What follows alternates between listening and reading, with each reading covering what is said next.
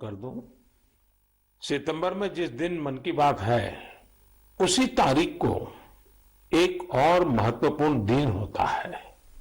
वैसे तो हम लोग बहुत सारे डेज याद रखते हैं, तरह तरह के डेज मनाते भी हैं।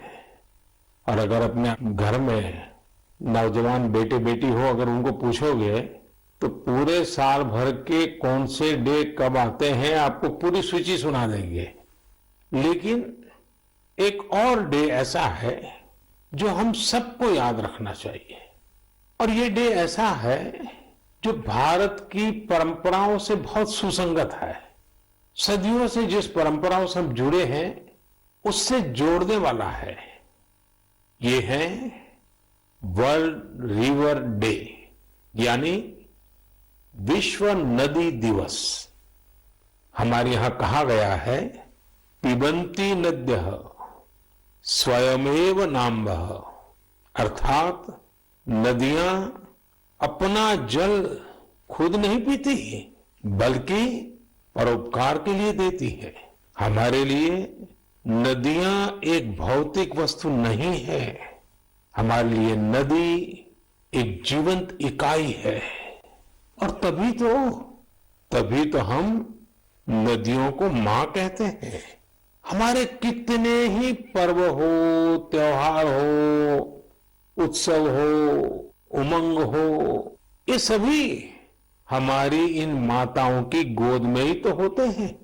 आप सब जानते ही हैं, माघ का महीना आता है तो हमारे देश में बहुत लोग पूरे एक महीने मां गंगा या किसी और नदी के किनारे कल्पवास करते हैं। अब तो ये परंपरा नहीं रही, लेकिन पहले के जमाने में तो परंपरा थी कि घर में स्नान करते हैं तो भी नदियों का स्मरण करने की परंपरा आज भले लुप्त हो गई हो या कहीं बहुत अल्प मात्रा में बची हो, लेकिन एक बहुत बड़ी परंपरा थी जो प्रातः में ही स्नान करते समय ही विशाल भारत की एक यात्रा करा देती थी। मानसिक यात्रा, देश के कोने कोने से जोड़ने की प्रेरणा बन जाती थी। और वो क्या था, भारत में स्नान करते समय एक श्लोक बोलने की परंपरा रही है, गंगे च यमुने चैव गोदावरी सरस्वती नर्मदे सिंधु कावेरी जले अस्मिन सन्निधि कुरु। पहले हमारे घरों में परिवार के बड़े ये श्लोक बच्चों को याद करवाते थे, और इससे हमारे देश में नदियों को लेकर आस्था भी पैदा होती थी। विशाल भारत का एक मानचित्र मन में अंकित हो जाता था, नदियों के प्रति जुड़ाव बनता था। जिस नदी को मां के रूप में हम जानते हैं, देखते हैं, जीते हैं, उस नदी के प्रति एक आस्था का भाव पैदा होता था, एक संस्कार प्रक्रिया थी। साथियों, जब हमारे देश में नदियों की महिमा पर बात कर रहे हैं तो स्वाभाविक रूप से हर कोई एक प्रश्न उठाएगा, और प्रश्न उठाने का हक भी है, और इसका जवाब देना ये हमारी जिम्मेवारी भी है। कोई भी सवाल पूछेगा कि भाई आप नदी के इतने गीत गा रहे हो, नदी को मां कह रहे हो, तो ये नदी प्रदूषित क्यों हो जाती है? हमारे शास्त्रों में तो नदियों में जरा सा प्रदूषण करने को भी गलत बताया गया है, और हमारी परंपराएं भी ऐसी रही है। आप तो जानते हैं, हमारे हिंदुस्तान का जो पश्चिमी हिस्सा है, खास करके गुजरात और राजस्थान, वहां पानी की बहुत कमी है, कई बार अकाल पड़ता है, और इसलिए वहां के समाज जीवन में एक नई परंपरा डेवलप हुई है। जैसे गुजरात में बारिश की शुरुआत होती है तो गुजरात में जल जीलनी एकादशी मनाते हैं। मतलब कि आज के युग में हम जिसको कहते हैं कैच द रेन, वो वही बात है कि जल के एक एक बिंदु को अपने में समेटना, जल जीलनी। उसी प्रकार से बारिश के बाद बिहार और पूरब के हिस्सों में छठ का महापर्व मनाया जाता है। मुझे उम्मीद है कि छठ पूजा को देखते हुए नदियों के किनारे घाटों की सफाई और मरम्मत की तैयारी शुरू कर दी गई होगी। हम नदियों की सफाई और उन्हें प्रदूषण से मुक्त करने का काम सबके प्रयास और सबके सहयोग से कर ही सकते हैं। नमामि गंगे मिशन भी आज आगे बढ़ रहा है, तो इसमें सभी लोगों के प्रयास एक प्रकार से जन जागृति, जन आंदोलन, उसकी बहुत बड़ी भूमिका है। साथियों, जब नदी की बात हो रही है, मां गंगा की बात हो रही है, तो एक और बात की और भी आपका ध्यान आकर्षित करने का मन करता है। बात जब नमामि गंगे की हो रही है तो जरूर एक बात पर आपका ध्यान गया होगा, और हमारे नौजवानों का तो पक्का गया होगा। आजकल एक विशेष ई ऑक्शन, ई नीलामी चल रही है। ये इलेक्ट्रॉनिक नीलामी उन उपहारों की हो रही है जो मुझे समय समय पर लोगों ने दिए हैं। इस नीलामी से जो पैसा आएगा वो नमामि गंगे अभियान के लिए ही समर्पित किया जाता है। आप जिस आत्मीय भावना के साथ मुझे उपहार देते हैं, उसी भावना को ये अभियान और मजबूत करता है। साथियों, देश भर में नदियों को पुनर्जीवित करने के लिए, पानी की स्वच्छता के लिए सरकार और समाज सेवी संगठन निरंतर कुछ न कुछ करते रहते हैं। आज से नहीं, दशकों से ये चलता रहता है। कुछ लोग तो ऐसे कामों के लिए अपने आप को समर्पित कर चुके होते हैं, और यही परंपरा, यही प्रयास, यही आस्था हमारी नदियों को बचाए हुए है। और हिंदुस्तान के किसी भी कोने से जब ऐसी खबरें मेरे कान पे आती हैं, ऐसे काम करने वालों के प्रति एक बड़ा आदर का भाव मेरे मन में जगता है, और मेरा भी मन करता है कि वो बातें आपको बताऊं। आप देखिए, तमिलनाडु के वेल्लोर और तिरुवन्नामलाई जिले का एक उदाहरण देना चाहता हूं। यहां एक नदी बहती है, नागा नदी। अब ये नागा नदी बरसों पहले सूख गई थी। इस वजह से वहां का जलस्तर भी बहुत नीचे चला गया था। लेकिन वहां की महिलाओं ने बीड़ा उठाया कि वो अपनी नदी को पुनर्जीवित करेगी। फिर क्या था, उन्होंने लोगों को जोड़ा, जन भागीदारी से नहरें खोदी, चेक डैम बनाए, रिचार्ज कुएं बनाए। आपको भी जानकर के खुशी होगी साथियों कि आज वो नदी पानी से भर गई है। और जब नदी पानी से भर जाती है ना, तो मन को इतना सुकून मिलता है। मैंने प्रत्यक्ष इसका अनुभव किया है। आप में से बहुत लोग जानते होंगे कि जिस साबरमती के तट पर महात्मा गांधी ने साबरमती आश्रम बनाया था, पिछले कुछ दशकों में ये साबरमती नदी सूख गई थी। साल में 6-8 महीने पानी नजर ही नहीं आता था। लेकिन नर्मदा नदी और साबरमती नदी को जोड़ दिया, तो अगर आज आप अहमदाबाद जाओगे तो साबरमती नदी का पानी ऐसा मन को प्रफुल्लित करता है। इसी तरह बहुत सारे काम, जैसे तमिलनाडु की हमारी ये बहनें कर रही है, देश के अलग अलग कोने में चल रहे हैं। मैं तो जानता हूं कई हमारे धार्मिक परंपरा से जुड़े हुए संत हैं, गुरुजन हैं, वे भी अपनी आध्यात्मिक यात्रा के साथ साथ पानी के लिए, नदी के लिए बहुत कुछ कर रहे हैं। कई नदियों के किनारे पेड़ लगाने का अभियान चला रहे हैं, तो कहीं नदियों में बह रहे गंदे पानी को रोका जा रहा है।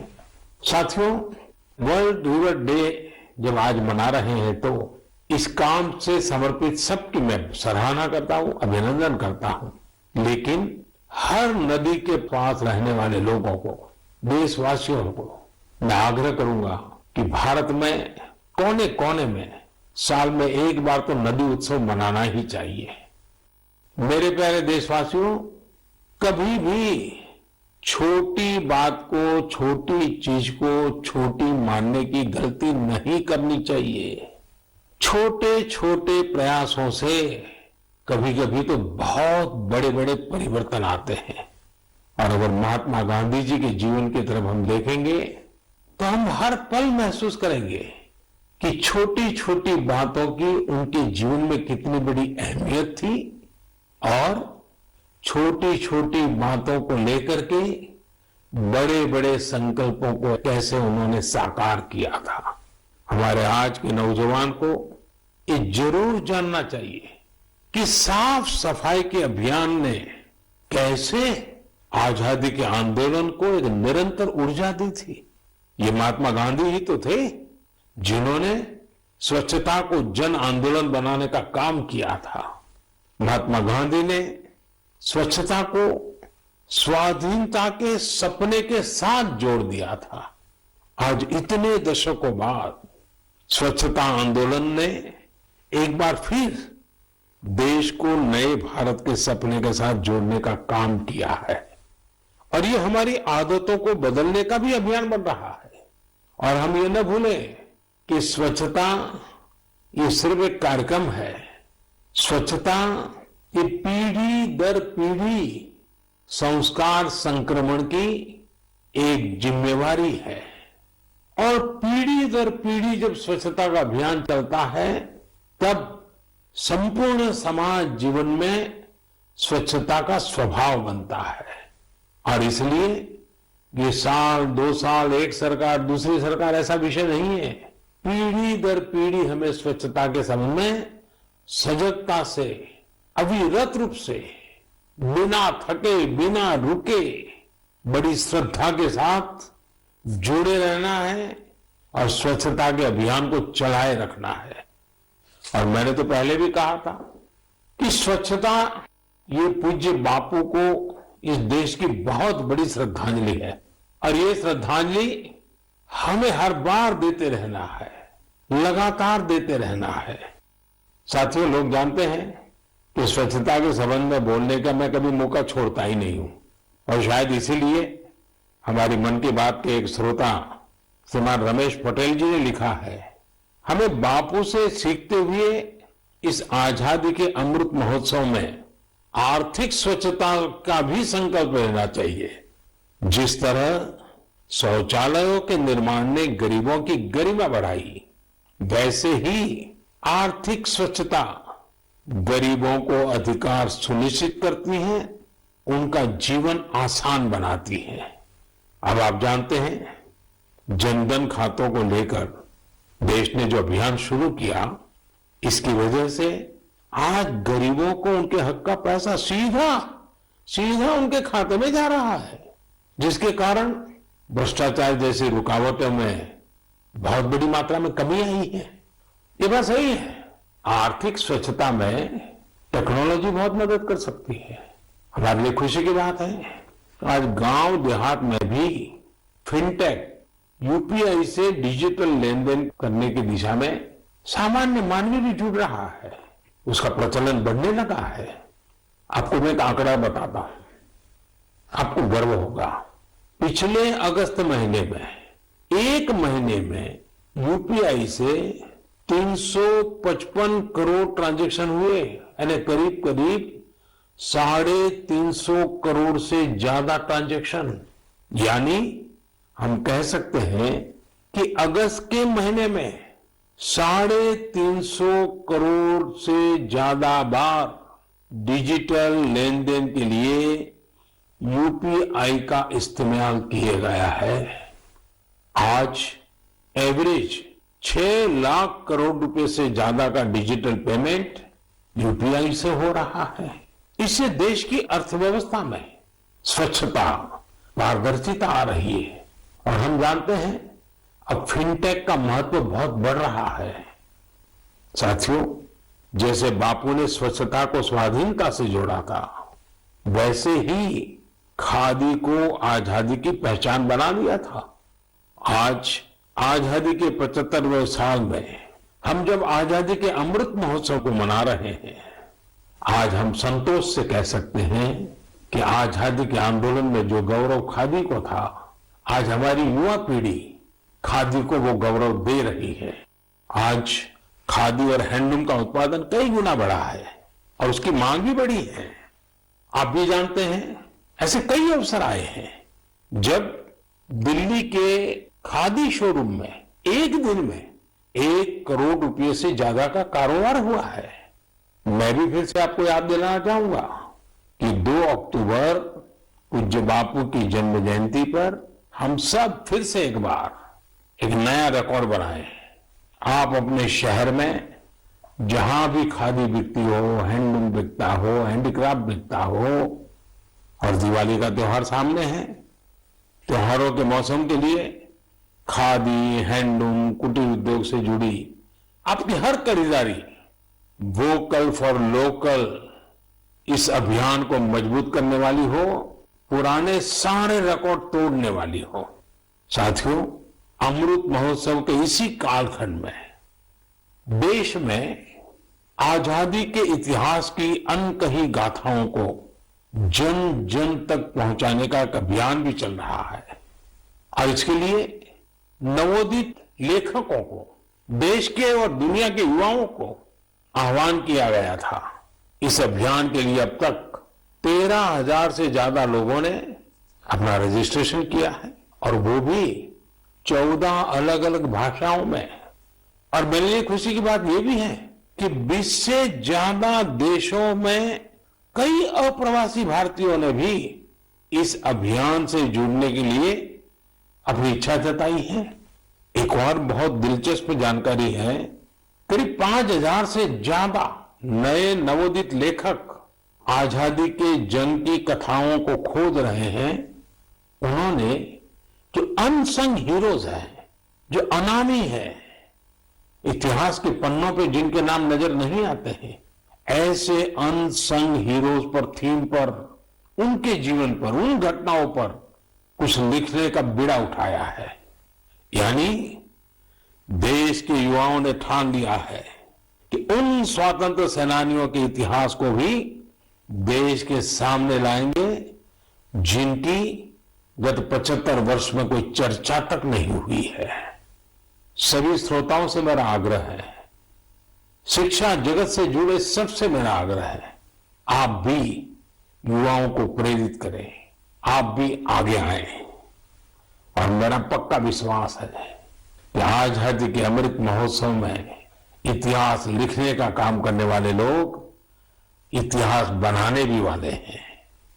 मेरे प्यारे देशवासियों, सियाचिन ग्लेशियर के बारे में हम सभी जानते हैं। वहां की ठंड ऐसी भयानक है जिसमें रहना आम इंसान के बस की बात ही नहीं है। दूर दूर तक बर्फ ही बर्फ, और पेड़ पौधों का तो नामो निशान नहीं है। यहां का तापमान -60 डिग्री तक भी जाता है।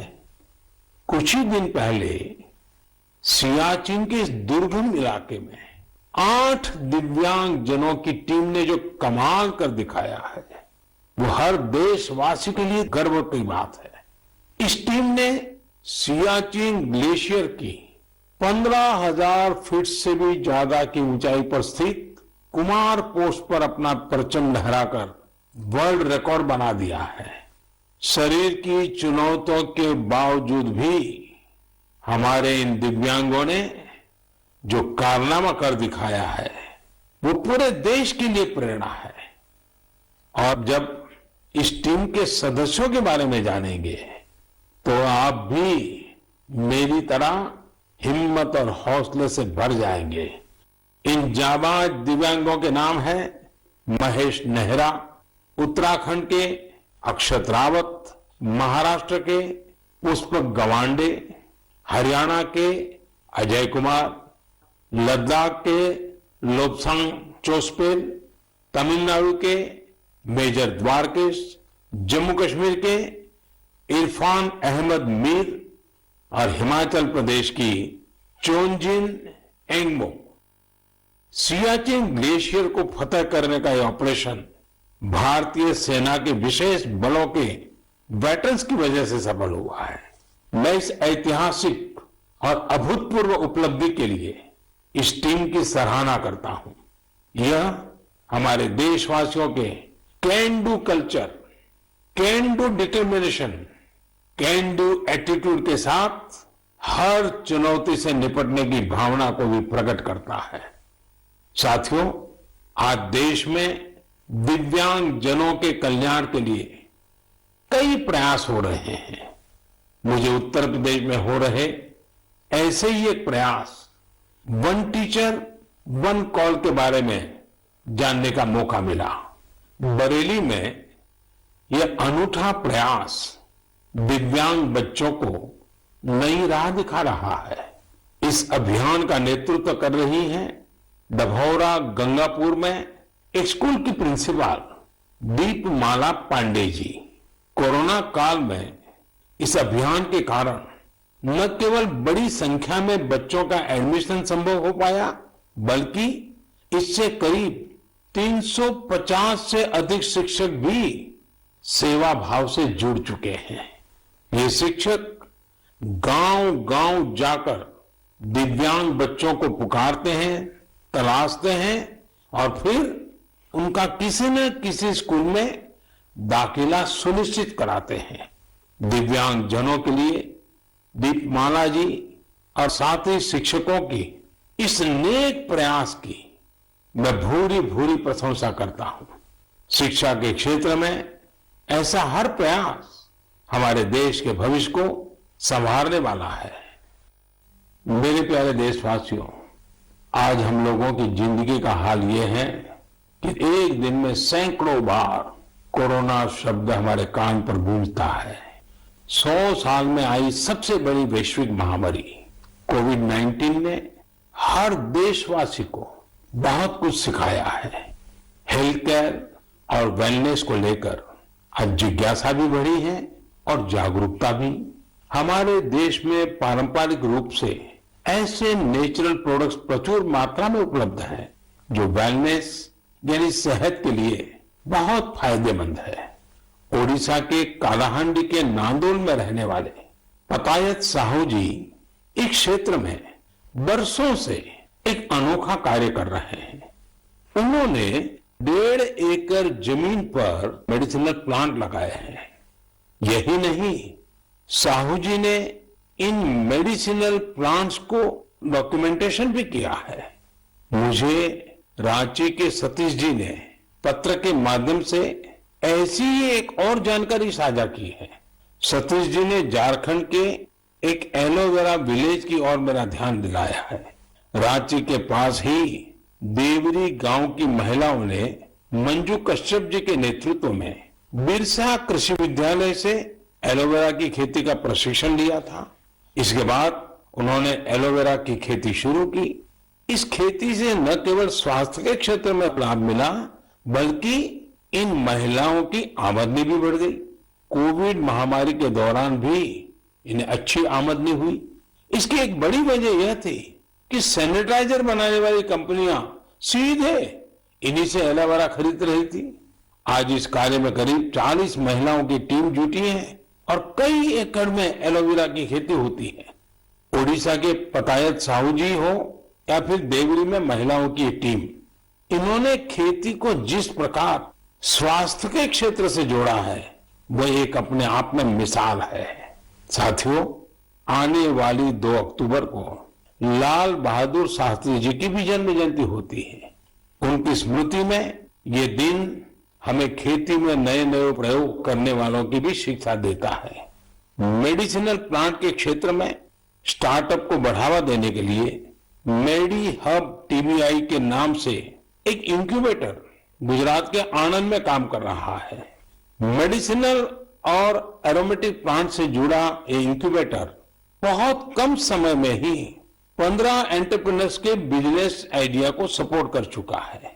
इस इंक्यूबेटर की मदद पाकर ही सुधा चेब्रोलू जी ने अपना स्टार्टअप शुरू किया है।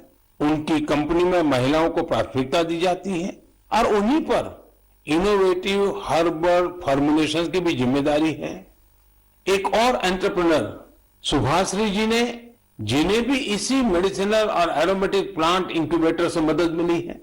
सुभाश्री जी की कंपनी हर्बल रूम और कार फ्रेशनर के क्षेत्र में काम कर रही है। उन्होंने एक हर्बल टेरेस गार्डन भी बनाया है जिसमें 400 से ज्यादा मेडिसिनल हर्ब्स हैं।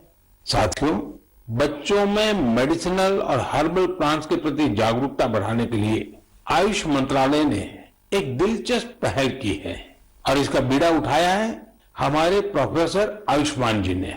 हो सकता है कि जब आप ये सोचे कि आखिर प्रोफेसर आयुष्मान है कौन, दरअसल प्रोफेसर आयुष्मान एक कॉमिक बुक का नाम है।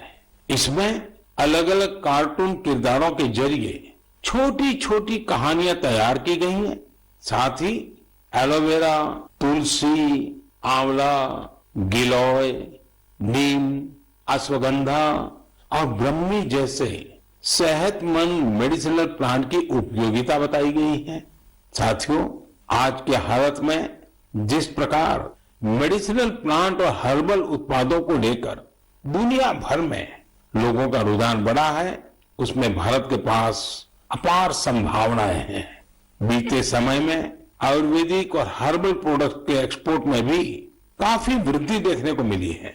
मैं साइंटिस्ट, रिसर्चर्स और स्टार्टअप की दुनिया से जुड़े लोगों से ऐसे प्रोडक्ट की ओर ध्यान देने का आग्रह करता हूं जो लोगों की वेलनेस और इम्यूनिटी तो बढ़ाए, हमारे किसानों और नौजवानों की आय को भी बढ़ाने में मददगार साबित हो। साथियों, पारंपरिक खेती से आगे बढ़कर खेती में हो रहे नए प्रयोग, नए विकल्प लगातार स्वरोजगार के नए साधन बना रहे हैं। पुलवामा के दो भाइयों की कहानी भी इसी का एक उदाहरण है। जम्मू कश्मीर के पुलवामा में बिलाल अहमद शेख और मुनीर अहमद शेख ने जिस प्रकार अपने लिए नए रास्ते तलाशे, वो न्यू इंडिया की एक मिसाल है। 39 साल के बिलाल अहमद जी हाईली क्वालिफाइड है। उन्होंने कई डिग्रियां हासिल कर रखी है। अपनी उच्च शिक्षा से जुड़े अनुभवों का इस्तेमाल आज वो कृषि में खुद का स्टार्टअप बनाकर कर रहे हैं। बिलाल जी ने अपने घर पर ही वर्मी कंपोस्टिंग की यूनिट लगाई है। इस यूनिट से तैयार होने वाले बायो फर्टिलाइजर से न केवल खेती में काफी लाभ हुआ है, बल्कि यह लोगों के लिए रोजगार के अवसर भी लेकर आया है। हर साल इन भाइयों की यूनिट से किसानों को करीब 3000 क्विंटल वर्मी कंपोस्ट मिल रहा है। आज उनकी इस वर्मी कंपोस्टिंग यूनिट में 15 लोग काम भी कर रहे हैं। उनकी इस यूनिट को देखने के लिए बड़ी संख्या में लोग पहुंच रहे हैं और उनमें ज्यादातर ऐसे युवा होते हैं जो कृषि क्षेत्र में कुछ करना चाहते हैं। पुलवामा के शेख भाइयों ने जॉब सीकर बनने की जगह जॉब क्रिएटर बनने का संकल्प लिया और आज वो जम्मू कश्मीर ही नहीं बल्कि देश भर के लोगों को नई राह दिखा रहे हैं। मेरे प्यारे देशवासियों, 25 सितंबर को देश की महान संतान पंडित दीनदयाल उपाध्याय जी की जन्म जयंती होती है। दीनदयाल जी पिछली सदी के सबसे बड़े विचारकों में से एक है। उनका अर्थदर्शन, समाज के सशक्त करने के लिए उनकी नीतियां, उनका दिखाया अंत्योदय का मार्ग आज भी जितना प्रासंगिक है उतना ही प्रेरणादायी भी है। 3 साल पहले 25 सितंबर को उनकी जन्म जयंती पर ही दुनिया की सबसे बड़ी health assurance scheme Ayushman Bharat योजना लागू की गई थी। आज देश के 2-2.25 करोड़ से अधिक गरीबों को आयुष्मान भारत योजना के तहत अस्पताल में 5 लाख रुपए तक का मुफ्त इलाज मिल चुका है। गरीब के लिए इतनी बड़ी योजना दीनदयाल जी के अंत्योदय दर्शन को ही समर्पित है। आज के युवा अगर उनके मूल्यों और आदर्शों को अपने जीवन में उतारें तो ये उनके बहुत काम आ सकता है। एक बार लखनऊ में दीनदयाल जी ने कहा था, कितनी अच्छी अच्छी चीजें, अच्छे अच्छे गुण हैं, ये सब हमें समाज से ही तो प्राप्त होते हैं। हमें समाज का कर्ज चुकाना है, इस तरह का विचार करना ही चाहिए। यानी दीनदयाल जी ने सीख दी कि हम समाज से, देश से इतना कुछ लेते हैं, जो कुछ भी है वो देश की वजह से ही तो है। इसलिए देश के प्रति अपना ऋण कैसे चुकाएंगे, इस बारे में सोचना चाहिए। ये आज के युवाओं के लिए बहुत बड़ा संदेश है। साथियों, दीनदयाल जी के जीवन से हमें कभी हार न मानने की भी सीख मिलती है। विपरीत राजनीतिक और वैचारिक परिस्थितियों के बावजूद भारत के विकास के लिए स्वदेशी मॉडल की विजन से वे कभी डिगे नहीं। आज बहुत सारे युवा बने बनाए रास्तों से अलग होकर आगे बढ़ना चाहते हैं। वे चीजों को अपनी तरह से करना चाहते हैं। दीनदयाल जी के जीवन से उन्हें काफी मदद मिल सकती है। इसलिए युवाओं से मेरा आग्रह है कि उनके बारे में जरूर जानें। मेरे प्यारे देशवासियों, हमने आज बहुत से विषयों पर चर्चा की। जैसा हम बात भी कर रहे थे, आने वाला समय त्योहारों का है। पूरा देश मर्यादा पुरुषोत्तम श्री राम की असत्य पर विजय का पर्व भी मनाने वाला है।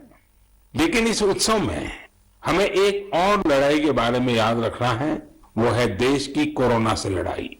टीम इंडिया इस लड़ाई में रोज नए रिकॉर्ड बना रही है।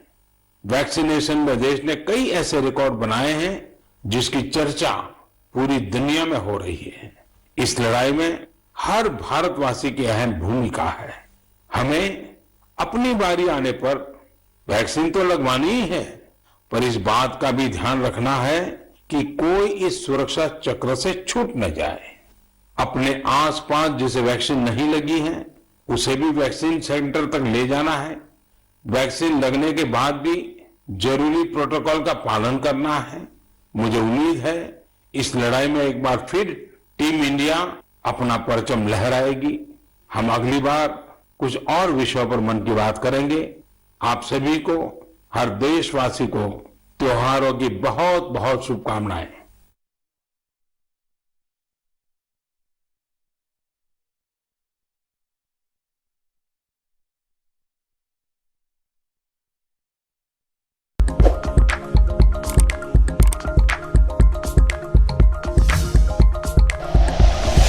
Like and share videos, subscribe करें हमारा चैनल और प्रेस करें बेल आइकॉन। न्यूज़ 11 भारत, सच है तो दिखेगा।